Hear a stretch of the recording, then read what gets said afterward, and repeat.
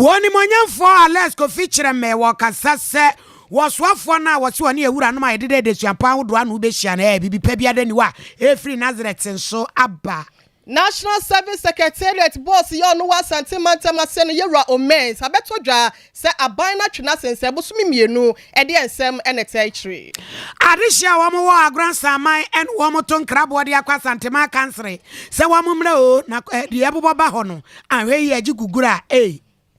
Efie mienu ne ya to yenche meto apietifo no aban na yese wosisi adan ede ama wonom soafo bi ede nsem bia todwa efasa adanse ne ho nsem so aprosifo ayire no ma wodu nkwa no wofe wonom nkabo mukuo wo mo sraban se wo mu kunom wo mu hia akutirimente ya wo mo betime ede aye adwuma kase abo no na posunia no pe wa pesma kafo no eye mieno wo hinini amakrancha dazo of mami premiania santema jime yatomo atumi din foforo wo bapa amesa mene o hine ire mame akua yeboa esiama kase abo no miebiemu ne mampanyini na nadoda nkwa akufuado wo se wo tumira kiresie wo kan prekwa magana fate sese nei obi bejirosa kontamani compre waye gadam se biada no kura biada ni wewomuo National Union of Ghana Catholic Diocesan Priests Association won mu hia mudi ekoso apoye mantam krotam kofodua mu ena nanado kokaye na setiefo mbewe akaye asabre ya kontamani no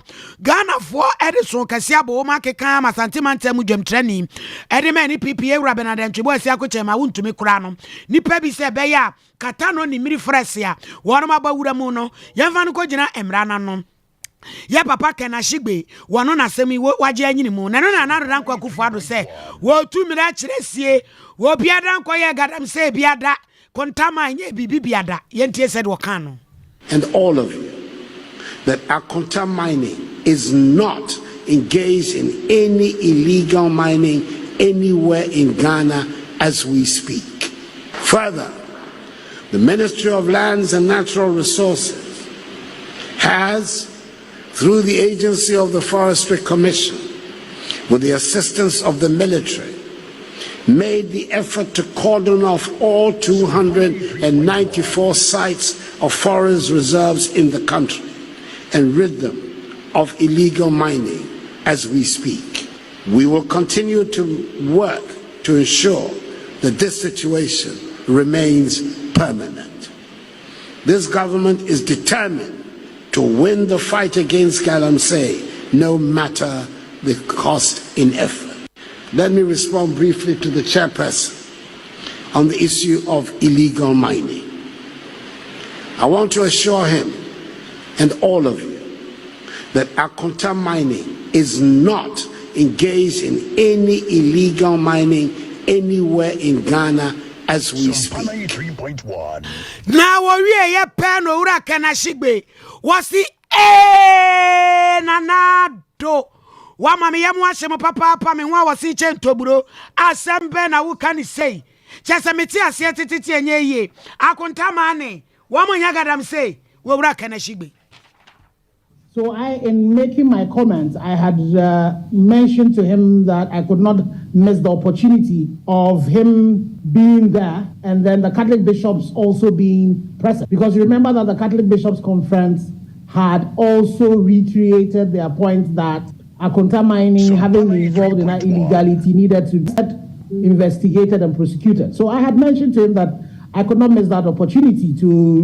remind him of that particular one and the fact that it needed to be dealt with. So it was in response to the comments I had made that he, in ending his remarks, he then says that Akonta mining were not involved in any legality as we speak. But there was an illegality that happened in 2022, an illegality that resulted also in the people of Samraboy clashing with, the workers of Akonta mining when they wanted to go into the forest reserve.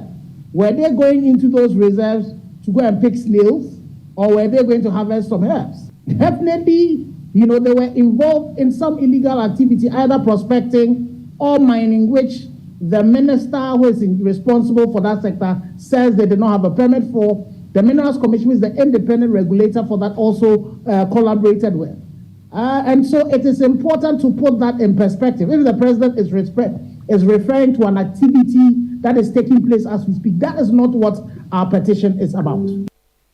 Wowura kana shibe ene ebra beauty pa akire na dwen.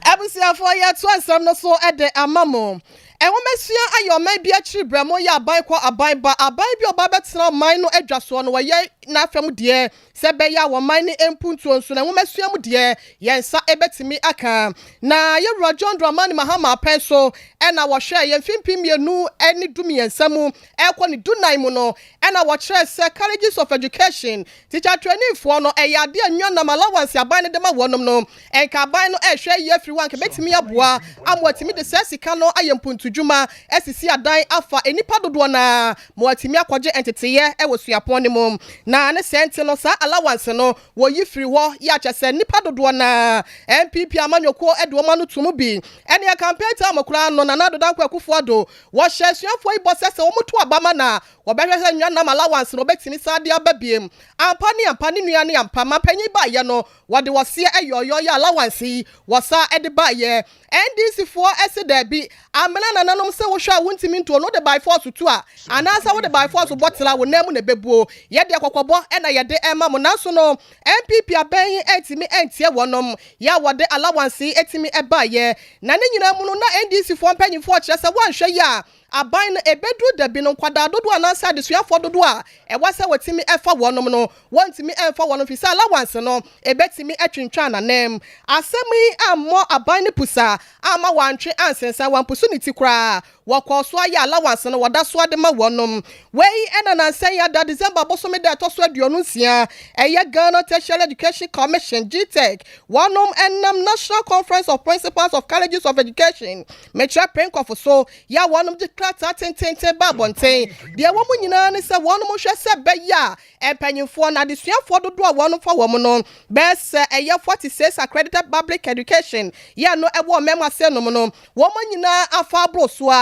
eye 12,002 enipa dodo ya wase omo fa wonom wei ena ye requirement apak wono ekasa de madom kuma no efa enwomesua ho mra hyebedwam wase asem ye hu kayaban waso oden ena de wakwa akowie sei that any college that went on to admit students beyond that quota would be responsible, or that government would not be responsible for paying the feeding fee and trainee allowance for such students. So it is very clear, as we have said all along as a minority, that the real issue is not about inadequate space. Although we don't deny that there are challenges to do with space, the issue is government's inability to meet its commitments in terms of fully funding all students who qualify to get places in the colleges of education for whom the colleges have accommodation. Now, with regards to the development that has come up, it clearly confirms what we have already known, which is that the government, in even imposing the numbers on the colleges, did not consult and confer with the colleges of education. And if you were to look at the date of that letter, which is the 16th of December last year, you would notice that many of the colleges had already gone ahead to begin the processes of enrolling students or recruiting students. And because they had their own projections, and many of them had even expected to take in more students than they did last academic year, they, of course, gave admission to more students than what government is now compelling them to take in. And that is why we have the situation. That is why it is important that we continue to expose government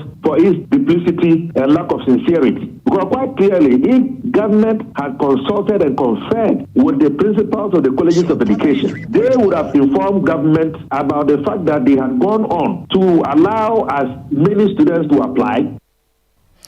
Abusia Ford Monyan Clement Abasa Park wano ene kasa de madom kuma no fa wo mesia ho panyi wo de wani kiremo e wo busa south abato ampesia so we tifo apoye mantamu a wano ene gina mu semra hyebedwafo ana semra hyebedwani e de ma dehye ya wonom so e wo empesia no eso doctor ya wo sadu chum wano na ye homesia mu soafo sabrei wo so wo krankran nani na wo re nuane me wo suapon ni sukubunu wo mo mpanifo wano ma bakwa akosia ni nyina dra ne se de awura no bi peso twetwa menebo emu nche mu du no ayede aba akoye de gya wo mane mu no wo ma sini gina ye ehunu se de asem ne bekọ akosie etie ne wo se o ma ga na suapon legon wo mo ka ho de wo ogwai wafre wo no ana fe kwa me nkroma de wa santi mantemu wo mu nyina wura no mo mehia mu na wo mu nseso adwen na sa asem we no eno no monyamfo alert ko feature me ebri bi atwa mu tachimeti fi abato mpesua no ye mra hye bedwani san be ye eye nwumesua so afo abedi achi enra nwumire je bre ne Sompa twetwe nkoma na asem nyina da ne se meeting we bibi pa bi mpiem na mi hu ne ntia aban aye ne ho se gama asema aba no kra onim hwe enye nokre wo mni se ebeye 2019-2020 academic year and aban kro aye se ti aye jeje no wo university mu no omo empaje 5% fabre no na anchekra na covid ba ye no university ni yes omo nti se ne krampo enom de to ho di na nu ya 13 December 2022 and a parliament asan raise fees aye jeje no university 15%. Engineer wo ye di kan no university be kwa ko ta omo 5% dada no ansa the figure no benya no be asan multiply 15%. Enti mi hu de akaya no what to say asemu we aba university for no ni teacher for no na nya school for no na nya eya ban teacher odi aba ya parliament approve 15% for the public university. Enti tina the minister call there agide bia okoka kire university for no say aban be so 15% must ya student bia anate ebia almost ako parliament akwa 15% next year. It's said there me who pass wa otina wo kwa university ni nyina aba abonte aba be kan say to a matum kra no about 20%. So that na me to mo what ya Omudi council 5% our 2019-2020 academic year and I university for no ankasa crown and an annual yawa kan 15% ya mom and on their account enti oma yes university wo ha wo nim ya o charge more than that ya eno de what ya asama parliament e kan ye no so what o de no ye ne a ope wo school mo we ayo ni monyamfo Alex ko feature me Yet one sem no so ede amamo besa bosumi mienu nie na wode wani kiremu ewo Ghana National Service Secretariat ya boss ya wono ehwa santimantama sesum so yewra Alex Opoku Mensa dodo na pa ne mrane se omens na no koyi ne ka ema ne ba doctor ni bia woni nurse ni binya ntawantawa kakra wokoso mo ya sepanyi due matemante na so wono ne de ende okodi ni bayachi ya menhia ban ya sabia woni nurse ni koyi anu baba ye enam so ntino Ghana Registered Nurses and Midwife Association ekwoi babontin no mo chese da bi aboana no wase de krapo ni dwesuo wo mo se panyin no wote adwa kese so de na so no watimi de akokodro ene onu akasa ne tumi abedidi nurse ni yatama me bia ka foforo de a na wase wono so otimi de chopa bi ba na ne nyina mo no mo hwe fra ban ho so obetimi awo panyin konsa sebe ya wonom so no wakoma betimi ato won yam na so no empanyinfo ya mo secretariat wo yewura o mesin konsa so on tran check akra suspension mo de ma no December 1st sa wo mo pa badwakua mo hwehwehwemu na hwehwemu ni nyina na busuafo aba betodwa se sabe ya ye kasa de empanyinfo ensa ka report na eye asotwen ya wo mo de ma ye Robert no ene so nkotena fie eye bosumi mienu wa bla wontimi enye akatua bia no ene na asotwen ya eba ewo menhia aba ya sabia no baba ye koso ewo ne ene nurse ni bi entem so na ne nyina mu no Sompa kase ye bo anan ene owura ya wo de wani twem wasante mantama senu mu a we yetitene ni Edema Ghana Registered Nurses and Midwife Association Yera Jones Efriye Anto ekotwetwe nkomo ebisa so empanyinfo asotwe ya wode ama wuro Yera Omensi enyambia wakoma edwoso ana sesen anu ye ya wode ma yen eni Sese yeni nyeho yeni kasi yeni jihu ana yeboa nipa okan sama utime kan de na nka yesi yi ne dimaye na ye yatene se through committee no animo no na be ma ayemre na okoye ankoche na asemu ankoka he okoye no so di for wasre wo mo fanche tina se ase ahumobro enti yasu musa na onfanya disua se mfansi atini pusu a so betere fie busumi mi no onya ketua na okoshi ubi aso no be fan sa ye ni nyemo se be fan sa ne bupa se obi ansua bibi mfrim enti busumi mienu de nanka ko soro na bibi sa nke ni beje ho Ebusiafo titini the Magana Registered Nurses and Midwife Association efane no wa santimanta masenom yenua Bema Jones efriye anto and I watch as when nye ho de na so ben de aban hyehyɛ ya wode aba na sempanyimfo hyehyɛ wode aba no wo behwe Bema yem romance omo consider kakrento magye ato Yako agona asamai adishibushia peni ba kwa wodi animu ya e friend Samuel kwakwa sapon woni mabunu ni nyina dra na efra santimai council wo frɛ asantimera opemso se wo na wo mani emehwe wonum kuro nu onye saade ade abobaba no wanhwe ye bekwa akofo enye nipa na aba wo so wo hene na wusu wu yei papa bi e friend abusua pani kuranche akofo obi de naba so ade ne ba bedi akonwa wo ba hema ni mu hwe ba hema akoka yenti wonam so atu oba hema no so si hima foforo kura eno nam so amase ya kaselu kuro no emu atemienu se tu bijina benkum na bijina nifa ne ahwe yi awe no betumi akofo how kase ediaba emusuafo ibi ene sompa etwetwe nkomo bema wusi se kire ko ne kra achi no yesi na wie amane ne amamre so ekire se ohema ne si him na abusua pani bi wo asama ha efe no kranche bibi enam ne interest nti o se o ma asama hema emmodipa esese obonu ni di enam de ono ehwehwe nti ti yesre otumfo se tutu enam sa so nti pani kranche bebio no atwro krata ne mpanimfo ai wo fie obi konti hene twafo hene jase hene mpono ahene na akwamu hene e de akoma nsuta hema se ono na de asama hema baaye ti watu asama hema bra enya amane ti yesre ema nsuta hema so eje de abusia pani ne ka no atum ye de enim se nya amane no no ti esre otumfo se obebai ye nsra ban mu aba behwe asem chire ena kromu wofo no bi nso wamde kakra eto aso na de doso fisi na akoye ti se wonam kra na ehunwum because ne abusia ba ko be nam ahema asem ne abusia pani masime de na sisi ndina ma hawa ba pa kana ha adwene na de na koye ti se abusua pani no sebe e fa na onom no nyina koye wifuo na mso yo ma adwene se omunya wo mde hawe de beto abrabo so na obi asebe wo wani so di hunu aye ndi ya tena sidin na mso le didi kurumu didi ne nya agoro didi akoso ha pa se asumbi enya de emra de ewu na hima ba kusu na de enko yesum bi ne bi emrada no kromu wofo bi osabusua pani ni wifo na nam ya de ha beto abrabo so etuam do ma odwene ye ho